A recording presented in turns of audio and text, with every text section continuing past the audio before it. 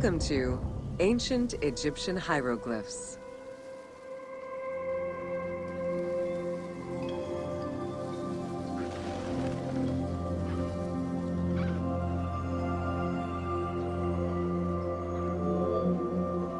Hieroglyphics were used as sacred writing, appearing on monuments, statues, and sacred papyrus texts. The earliest symbols that resemble hieroglyphs were on pottery dating back to 4000 BCE.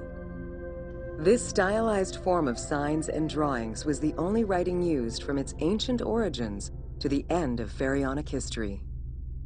Ancient Egyptians referred to hieroglyphs as the writing of the gods.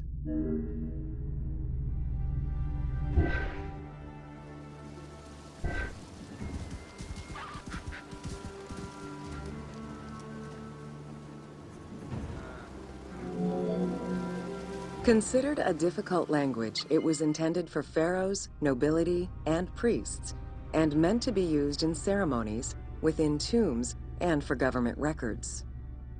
Since few Egyptians were able to read the ancient hieroglyphs, the mythological aura around the language was persistent, even in their own culture.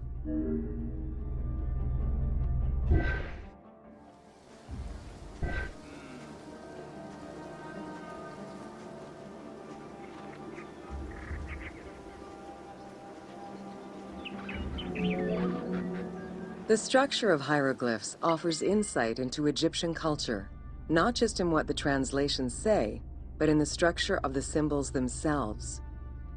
They were found on tomb walls, on sarcophagi, on statues, and on pottery, and were meticulously recorded in countless ancient papyri.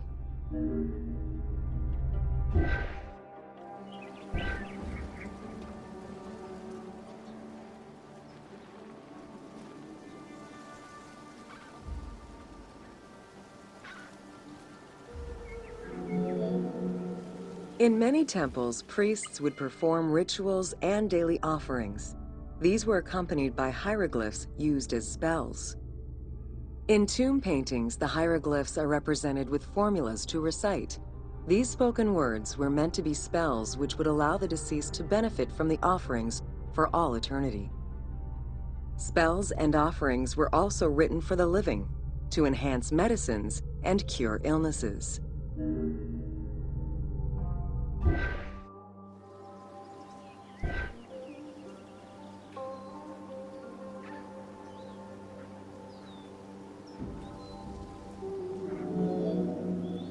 The most famous of ancient Egyptian documents is the Book of the Dead. Written in hieroglyphs and hieratic texts, it depicts important spells and rituals. These spells were intended to ensure a smooth transition from life to death and allow the deceased to safely navigate the perils of the afterlife.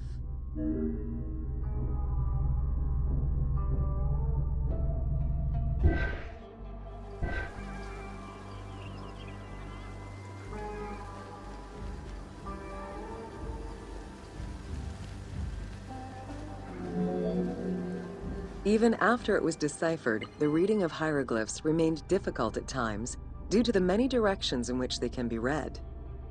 Depending on the orientation of the signs, hieroglyphs can be read left to right, right to left, horizontally or vertically, though never bottom to top.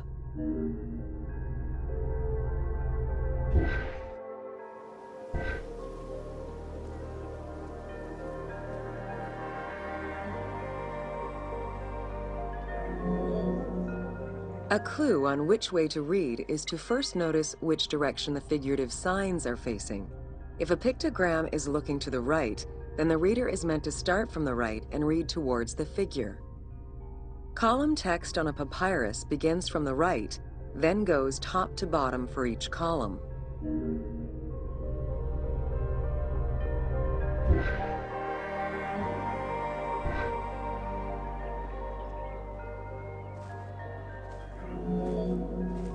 Text written on tomb walls resembles the structure of a page from a comic book. The text can be placed in front, behind, or above the character, and its symbols look in the same direction as the character. Another clue is that the name of a god or hieroglyphs meaning gods or kings are always written before the descriptive text.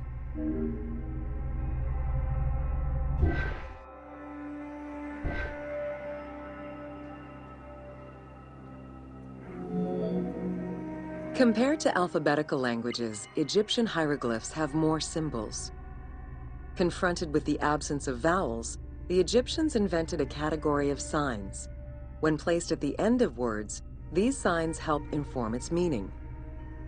For instance, a drawing of a lion will refer to a lion and also relate to the abstract concept of a lion as something dangerous or powerful.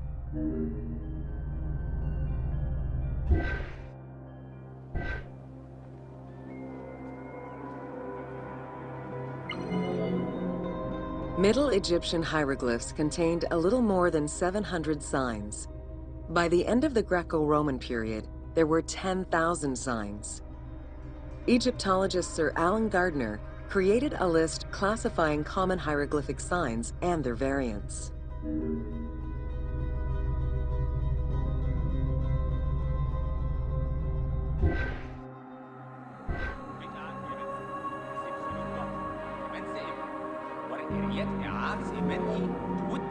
Ancient Egyptian languages have many similarities with Asian and African languages. They have evolved in similar ways to the various forms of written Egyptian. These languages belong to the Hamito-Semitic group. There were 5 clear evolutions in the Egyptian language, each with their own distinctive structure. These languages are known as Old Egyptian, Middle Egyptian, Late Egyptian, Demotic, and Coptic. Coptic is the only living language that allows linguists to define the vowel structure and to distinguish different dialects.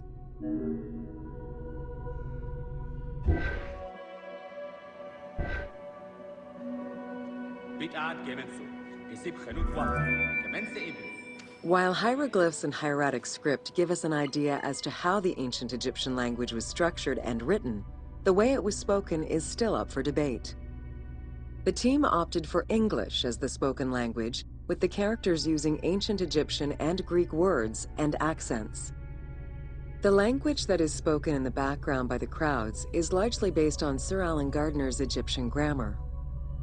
To help resurrect a dead language, we consulted Egyptologists and dialogue coaches to establish our target sound and cast actors with Arabic, Hebraic, and African backgrounds to bring the game to life.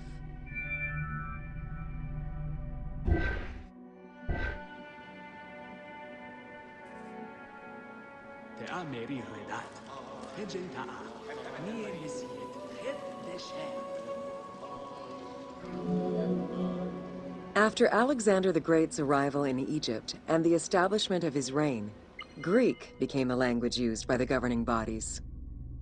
The inability to read hieroglyphs caused resentment among the Greek population. It's from this tension that the Rosetta Stone was created.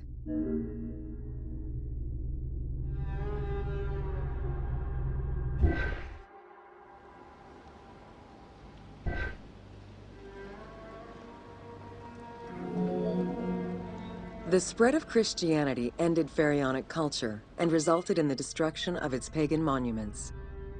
This also marked the end of hieroglyphic writing and understanding.